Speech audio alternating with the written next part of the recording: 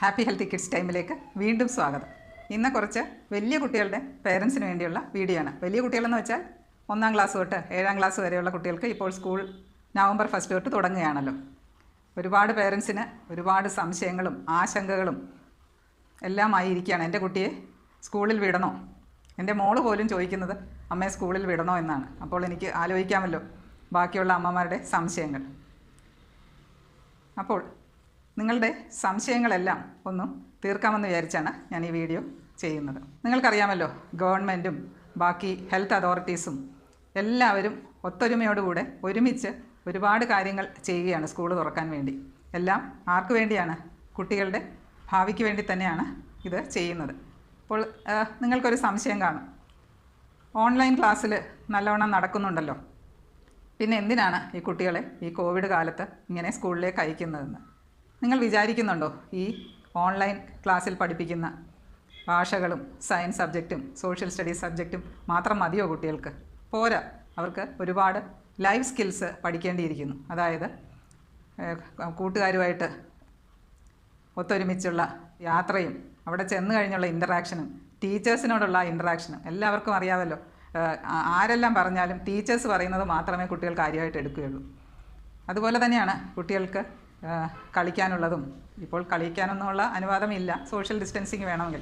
എന്നാലും കുട്ടികളെ ഒരു ഇൻ്ററാക്ഷൻ, വളരെ വളരെ സോഷ്യൽ ഇൻ്ററാക്ഷൻ, അവർക്ക് ഇമോഷണലായിട്ടും സോഷ്യലായിട്ടും കൂട്ടുകാരെയും ടീച്ചർമാരെയും എല്ലാവരെയും കണ്ടിട്ട് ഏകദേശം 2 കൊല്ലത്തോളം ആകുന്നു.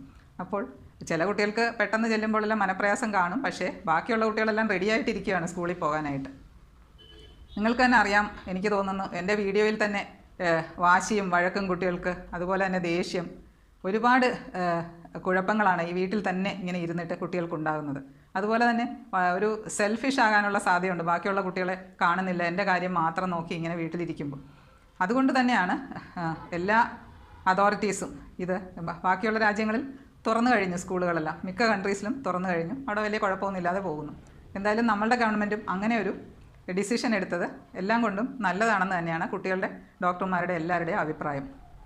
അപ്പോൾ ഇനി നിങ്ങൾ എന്തെല്ലാമാണ് ആങ്സൈറ്റിയും വിഷമങ്ങളും സംശയങ്ങളും എല്ലാം മാറ്റി വെച്ചിട്ട് ഇനി എന്തെല്ലാമാണ് നമുക്ക് എന്തായാലും കുട്ടികളെ സ്കൂളിൽ വിടാതിരിക്കാൻ പറ്റുകയില്ല. അതുപോലെ കുട്ടികളും സ്കൂളിൽ പോകാൻ റെഡിയായിരിക്കുകയാണ്.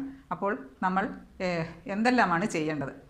ആദ്യമായിട്ട് ഞാൻ പറയുന്നത്, നമ്മളെപ്പോഴും ഒരു പോസിറ്റീവ് ആറ്റിറ്റ്യൂഡ് വേണമെന്നുള്ളതാണ്. നമ്മൾ സ്കൂളിൽ പോയാൽ കുഴപ്പമൊന്നുമില്ല, എല്ലാവരെയും കാണാൻ, ടീച്ചേഴ്സിനെ കാണാൻ, പഠിക്കാം എന്നെല്ലാം കുട്ടികളുടെ മുമ്പിൽ വെച്ച് തന്നെ പറഞ്ഞാൽ കുട്ടികൾക്കും അതൊരു പോസിറ്റീവായിട്ട്, അല്ലെങ്കിൽ നമ്മൾ അയ്യോ അസുഖം വരുമോ കുട്ടികളെ വിടണം, ഇങ്ങനെ കുട്ടികളുടെ മുമ്പിൽ വെച്ച് ഒരിക്കലും സംസാരിക്കുകയേ ചെയ്യരുത്. നമ്മൾ പോസിറ്റീവാണെങ്കിൽ കുട്ടികളും പോസിറ്റീവായിട്ട് തന്നെ ഇരിക്കും. അപ്പോൾ അതാണ് ആദ്യമേ വിചാരിക്കേണ്ടത്. ഇന്നു മുതൽ തന്നെ അങ്ങനെയുള്ളൊരു ചിന്താഗതി വേണം താനും. കുട്ടികളുടെ മുമ്പിൽ വെച്ച് അങ്ങനെ പറയുകയും വേണം. ഇനി ഇപ്പോൾ എല്ലാ അതോറിറ്റീസും ഇങ്ങനെ ഒരു റിഹേഴ്സലും എല്ലാം തുടങ്ങിയതുപോലെ തന്നെ നിങ്ങളും പേരൻസും കുട്ടികളുമായി ശരിക്കും പറഞ്ഞാൽ എൻ്റെ അഭിപ്രായത്തിൽ ഒരു റിഹേഴ്സൽ തന്നെ പതുക്കെ തുടങ്ങി ഒരാഴ്ച ആകുമ്പോഴത്തേ സ്കൂളിൽ പോകാനുള്ള എല്ലാ കാര്യങ്ങളും റെഡിയായിട്ടിരിക്കണം. പെട്ടെന്നൊരു ദിവസം പെട്ടെന്ന് സ്കൂളിലേക്ക് വിടാൻ പേരൻസിനും ബുദ്ധിമുട്ടായിരിക്കും, കുട്ടികൾക്കും ബുദ്ധിമുട്ടുണ്ടായിരിക്കും. അപ്പോൾ അതിന് എന്തെല്ലാമാണ് നമ്മൾ പ്രിപ്പറേഷൻ ചെയ്യേണ്ടതെന്ന് നിങ്ങൾക്ക് തന്നെ അറിയാം. എന്നാലും ഞാനൊന്നുകൂടെ ഓർപ്പിക്കുകയാണ്. അപ്പോൾ എപ്പോഴും പോസിറ്റീവായിട്ടിരിക്കുക, കുട്ടികളെയും പോസിറ്റീവായിരിക്കാൻ പഠിപ്പിക്കുക. പിന്നെ ഇനി എന്തെല്ലാമാണ് കുട്ടികൾക്ക് സ്കൂളിൽ പോകുമ്പോൾ നമ്മൾ സാധാരണ പോകുന്നത് കൂടാതെ എന്തൊക്കെ വേണമെന്നുള്ളതാണ് ആദ്യം നോക്കേണ്ടത്. ഒന്നാമത്തെ കാര്യം മാസ്കിൻ്റെ കാര്യം ഞാൻ ആദ്യം പറയുന്നത്, നമ്മൾ WHO തന്നെ പറയുന്നത് 5 വയസ്സിന് മുകളിലുള്ള കുട്ടികൾക്കാണ് മാസ്ക് ഉപയോഗിക്കേണ്ടത്. കറക്റ്റായിട്ട് ഉപയോഗിക്കേണ്ടത് ഒരു 12 വയസ്സിന് ശേഷമാണ്. എന്നാലും നമ്മളുടെ ഇപ്പോൾ എൻ്റെ അടുത്ത് വരുന്ന കുട്ടികൾ എല്ലാം 2 വയസ്സുള്ള കുട്ടികൾ പോലും മാസ്ക് നന്നായിട്ട് ഉപയോഗിച്ചാണ് വരുന്നത്. അപ്പോൾ മാസ്കിൻ്റെ കാര്യം, മാസ്ക് എങ്ങനത്തെ മാസ്ക് ആയിരിക്കും? നമ്മൾ ഈ വലിയവരുടെ മാസ്ക് N95 ഒക്കെ കുട്ടികൾക്ക് ഇട്ടാതെ താഴോട്ട് പോകുന്ന ഒരു പ്രയോജനമില്ല. മാസ്കിൻ്റെ ഉദ്ദേശം തന്നെ എന്താണ്? മൂക്കും വായും കംപ്ലീറ്റ് ആയിട്ട് കവർ ചെയ്യണം. അത് കുറച്ച് ടൈറ്റ് ഫിറ്റിംഗ് ആയിരിക്കണം. നോസ് പിൻ പോലെ പറ്റില്ലെങ്കിൽ നോസിൻ്റെ അവിടെ ഒരു ചെറിയ പിടുത്തം ഉണ്ടെങ്കിൽ അത്രയും നല്ലത്. അപ്പോൾ കുട്ടികൾക്ക് നമ്മൾ ഇപ്പോഴേ കുട്ടികളുടെ പാകത്തിനുള്ള ഒരു മാസ്ക്, ഏറ്റവും നല്ലത് തുണി മാസ്ക് തന്നെയാണ്. അപ്പോൾ തുണി മാസ്ക് തന്നെ 2-3 ലെയർ ഉള്ള തുണിയുടെ മാസ്ക് ഇപ്പോഴേ തയ്പ്പിച്ച് റെഡിയാക്കി വെക്കണം. കുറച്ച് കൂടുതൽ നമ്പർ, 2 കുട്ടികളുണ്ടെങ്കിൽ അവർക്ക് എന്തെന്ന് വെച്ചാൽ നമുക്ക് കുട്ടികൾക്ക് 2 എക്സ്ട്രാ മാസ്കും കൂടെ സ്കൂളിൽ കൊടുത്തു വിടേണ്ടതുണ്ട്. അതിനെപ്പറ്റി ഞാൻ പറയാം. അപ്പോൾ നമ്മൾ മാസ്ക്, പിന്നെ ഡബിൾ മാസ്കിങ് കുറച്ച് വലിയ കുട്ടികളാണെങ്കിൽ അത് നല്ലതാണ്. സർജിക്കൽ മാസ്കിൻ്റെ പുറമെ ഒരു തുണി മാസ്കും കൂടെ ഉപയോഗിച്ചാൽ ഡബിൾ പ്രൊട്ടക്ഷനാണ്. കുറേ കൂടെ നമുക്ക് നല്ല കാര്യമാണ്. തീരെ ചെറിയ 1-ാം ക്ലാസ്സിലേക്ക് പോകുന്ന കുട്ടികൾക്ക് ചിലപ്പോൾ അത് നടക്കില്ല, അതിലും നല്ലത്. പിന്നെ മാസ്കിൻ്റെ ഒരു കാര്യം ഞാൻ പ്രത്യേകം എൻ്റെ അഭിപ്രായമാണ് ഞാൻ ഈ പറയുന്നത്. നമ്മൾ കാണുന്നുണ്ട് ഈ വളരെ ഡിസൈൻ ഉള്ളതും കസവുള്ള മാസ്ക് വരെ വെച്ച് നമ്മൾ കുട്ടികളെ കാണാറുണ്ട്. അതെല്ലാം കാണാൻ ഭംഗിയാണ്. പക്ഷെ നമ്മളിപ്പോൾ സ്കൂളിൽ പോകുമ്പോൾ ഭംഗിക്കും ഫാഷനും അല്ലല്ലോ. അപ്പോൾ ഏറ്റവും നല്ലത് എൻ്റെ അഭിപ്രായത്തിൽ ലൈറ്റ് കളറുള്ളതും ഡിസൈനൊന്നും ഇല്ലാത്ത മാസ്ക് തന്നെയാണ് ഏറ്റവും നല്ലത്. എന്തെന്ന് വെച്ചാൽ അഴുക്കായാലും നനഞ്ഞാലും പെട്ടെന്ന് നമുക്ക് മനസ്സിലാക്കുകയും ചെയ്യാം. അല്ലെങ്കിൽ ഡാർക്ക് കളറുള്ളതാണെങ്കിൽ അഴുക്കായാൽ അറിയില്ല. നമ്മളുടെ ഉദ്ദേശം എന്താ? മാസ്ക് അഴുക്കായാലോ നനഞ്ഞാലോ ഉടനെ അത് മാറ്റി വേറൊരു മാസ്ക് ഉപയോഗിക്കേണ്ടതാണ്. അതുകൊണ്ട് തന്നെയാണ്. അല്ലാതെ കുട്ടികൾ പല പല ഡിസൈനുള്ളതും പല കളറുള്ളതും ഉപയോഗിക്കുന്നതൊക്കെ നമുക്ക് സന്തോഷം തന്നെ. പക്ഷേ അതിൻ്റെ പേർപ്പസ് സെർവ് ചെയ്യണമെങ്കിൽ എൻ്റെ അഭിപ്രായത്തിൽ ലൈറ്റ് കളറും ഡിസൈൻ ഇല്ലാത്ത കോട്ടൺ മാസ്കാണ് ഏറ്റവും നല്ലത്. കുട്ടികൾക്കും അതൊരു കംഫർട്ടബിൾ ആയിട്ടുള്ള ഫീലിംഗ് ആയിരിക്കും. ഡിസൈൻ ഉണ്ടെങ്കിലും കംഫർട്ടിന് കുഴപ്പമൊന്നുമില്ല.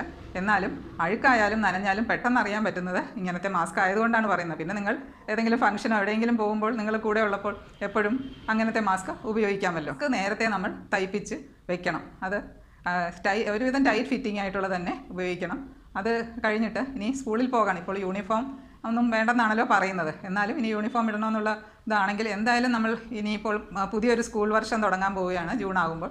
ഇപ്പോൾ പഴയത് ഉപയോഗിക്കാൻ പറ്റുമെങ്കിൽ ശരിക്കും പഴയത് തന്നെ നമ്മളിപ്പോൾ എല്ലാം മടക്കി വെച്ചിരിക്കുകയാണല്ലോ. അധികം പുറത്ത് പോകാത്തതുകൊണ്ട് ആ ഡ്രസ്സുകളെല്ലാം സ്കൂളിൽ ഇടാൻ പോകുന്ന ഡ്രസ്സുകളെല്ലാം ഇപ്പോഴേ എടുത്ത് ചൂടുവെള്ളത്തിൽ കഴുകി ഇപ്പോൾ വെയിലുള്ള സമയത്ത് വെയിലത്തുണക്കി ഇപ്പോഴേ അയൺ ചെയ്ത് വയ്ക്കാം. കുട്ടിയും കൂടി ഇതിനെല്ലാം കൂട്ടുകയും ചെയ്യാം. അപ്പോൾ കുട്ടികൾക്ക് പോകാനൊരു ഇൻട്രസ്റ്റ് ആകുകയും ചെയ്യും. അതേപോലെ തന്നെയാണ് പിന്നെ സ്കൂൾ ബാഗ്, പിന്നെ ഷൂസ്, സോക്സ് ഇതെല്ലാം ഉപയോഗിക്കുന്നുണ്ടെങ്കിൽ നമ്മൾ സ്കൂൾ ബാഗെല്ലാം നേരത്തെ വലിയ കുഴപ്പമൊന്നും ഇല്ലെങ്കിൽ നമുക്ക് അത് തന്നെ കഴുകിയോ തുടച്ചോ വൃത്തിയാക്കി വെയിലത്തുണക്കി സൂക്ഷിച്ച് വയ്ക്കാം. എല്ലാത്തിനും നമ്മൾ കുഞ്ഞുങ്ങളെ കൂടെ കൂട്ടുകയാണെങ്കിൽ അവർക്ക് ഇതൊരു വളരെ ഇൻട്രസ്റ്റ് ആയിരിക്കും.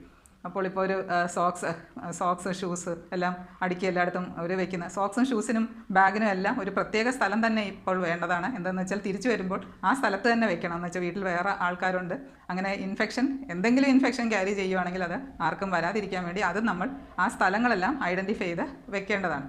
പിന്നെ കുട്ടികൾക്ക് എന്തായാലും ഇപ്പോൾ നമ്മൾ കുട്ടികളെ പഠിപ്പിക്കുന്നത് തന്നെ എല്ലാം ഷെയർ ചെയ്യണം, എല്ലാവരെയും കെയർ ചെയ്യണം എന്ന് പറഞ്ഞാണല്ലോ. പക്ഷേ ഇപ്പോൾ ഇങ്ങനെ ഒരു സാഹചര്യത്തിൽ നമുക്ക് ഷെയറിങ് നടക്കുകയില്ല.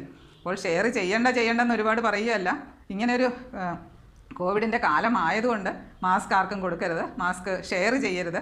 ഇങ്ങനത്തെ കാരണം കൊണ്ടാണ്. അല്ല ഇതില്ലായിരുന്നെങ്കിൽ നമുക്ക് എല്ലാവർക്കും എല്ലാം കൊടുക്കാമായിരുന്നു. പെൻസിൽ, റബ്ബർ, വാട്ടർ ബോട്ടിൽ എല്ലാം ഷെയർ ചെയ്താണല്ലോ കൊച്ചുകുട്ടികൾ പ്രത്യേകിച്ച്. അത് നമ്മൾ പഠിപ്പിക്കുകയും ചെയ്യുന്നത് അങ്ങനെയാണ്. പക്ഷേ ഇപ്പോൾ ഒരു കാരണവശാലും നമുക്കിതൊന്നും ഷെയർ ചെയ്യാൻ പറ്റുകയില്ല. അതാണ് ഒരു കുഴപ്പമല്ല, നമ്മൾ സേഫ്റ്റിക്ക് വേണ്ടിയാണ്. അപ്പോൾ അതെല്ലാം ശരിക്കും പെൻസിൽ ബോക്സ് അതെല്ലാം അടുക്കി പെറുക്കി കുട്ടികളോട് പറഞ്ഞ് മനസ്സിലാക്കി കൊടുക്കുക. പിന്നെ മാസ്കിൻ്റെ കാര്യം ഞാൻ ഒന്നും കൂടെ ഓർപ്പിക്കുകയാണ്. മാസ്ക് ഞാൻ പറഞ്ഞ പോലെ ലൈറ്റോ കോട്ടണോ അതിനേക്കാളെല്ലാം പ്രധാനം മാസ്ക് എങ്ങനെ ഉപയോഗിക്കുക എന്നുള്ളതാണ്. എന്ന് വെച്ചാൽ മൂക്കും വായും കവർ ചെയ്യുക. പിന്നെ നമ്മൾ ഭക്ഷണം കഴിക്കുമ്പോൾ മാത്രമല്ലേ അത് താഴ്ത്തി വയ്ക്കാൻ പറ്റുകയുള്ളൂ. അപ്പോൾ തന്നെ കഴിച്ചുകൊണ്ടിരിക്കുമ്പോൾ എല്ലാവർക്കും അറിയാവുന്ന കാര്യമാണ്, കൂട്ടം കൂടി നിന്ന് സംസാരിച്ചുകൊണ്ട് ഭക്ഷണം കഴിക്കുമ്പോഴാണ് ഇൻഫെക്ഷൻ വരാനുള്ള സാധ്യത കൂടുതൽ. അതെല്ലാം സ്കൂളിൽ ടീച്ചർമാർ അതേപോലെ വേണ്ടത് ശ്രദ്ധിച്ചോളൂ. ഇനി അമ്മമാരേലും ശ്രദ്ധയായിരിക്കും ടീച്ചേഴ്സിന്. അതിനെപ്പറ്റി നിങ്ങളാരും ഒട്ടും വിഷമിക്കുകയേ വേണ്ട. ഞങ്ങൾ കൂടെ ഇല്ലല്ലോ എന്നുള്ളൊരു വിചാരം വേണ്ട. എല്ലാ അമ്മമാർക്കും നമ്മളെവിടെ ബീച്ചിൽ പോയാലും മോൾസിൽ പോയാലും എല്ലാം കൂട്ടം കൂടി നിന്ന് പേരൻസും കുട്ടികളും എല്ലാം ആയിട്ട്. പക്ഷേ സ്കൂളിൽ വിടാൻ പറയുമ്പോൾ മാത്രം ഒരു അങ്കലാപ്പും ആങ്സൈറ്റിയും ഉണ്ട്. അത് തന്നെ കുറേ നാച്ചുറൽ. എന്താണെന്ന് വെച്ചാൽ അമ്മയും അച്ഛനും ആരും കൂടെ ഇല്ലല്ലോ. പക്ഷേ ടീച്ചേഴ്സ് കൂടെ ഉണ്ടെന്നുള്ള കാര്യം മനസ്സിലാക്കി അതേപോലെ സമാധാനപ്പെട്ടാൽ മാത്രം മതി. ഇനി സ്കൂളിൽ പോകുമ്പോൾ ഏറ്റവും വേറൊരു പ്രധാന കാര്യം ഞാൻ ഈ വീഡിയോ ഇടുന്നത് തന്നെ, ഒരുപാട് പേർ പറയാറുണ്ട് കുട്ടികൾ താമസിച്ചാണ് എണീക്കുന്നത്. ചിലപ്പോൾ ക്ലാസ് 9 മണിക്കാണ് തുടങ്ങുന്നതെങ്കിൽ 8:30 പെട്ടെന്ന് എണീപ്പിച്ചു ബ്രേക്ക്ഫാസ്റ്റ് പോലും കഴിയാതാണ് ഓൺലൈൻ ക്ലാസ്സിലിരിക്കുന്നത്. ഇനി അത് പറ്റുകയില്ല. അപ്പോൾ നമ്മൾ ഇപ്പോൾ തൊട്ടേ കുട്ടികളെ പതുക്കെ ഇപ്പോൾ 8:30 മണിക്ക് എണീക്കുന്ന കുട്ടിയാണെങ്കിൽ നാളെ തൊട്ട് 8 മണിക്ക് എണീപ്പിക്കുക, പല്ല് തേപ്പിച്ച് ബ്രേക്ക്ഫാസ്റ്റ് കൊടുത്ത്. അപ്പോൾ സ്കൂളിൽ ഒരു 8:30ക്കാണ് ബസ് വരുന്നതിലെ കൊണ്ടാക്കാൻ പോകുന്നതെങ്കിൽ അതേപോലെ തന്നെയുള്ള റൊട്ടീൻ ക്രമേണ ഇനിയിപ്പോൾ ഏകദേശം ഒരു 20 ദിവസം ഉണ്ടല്ലോ, 3 ആഴ്ചയോളം ഉണ്ട്.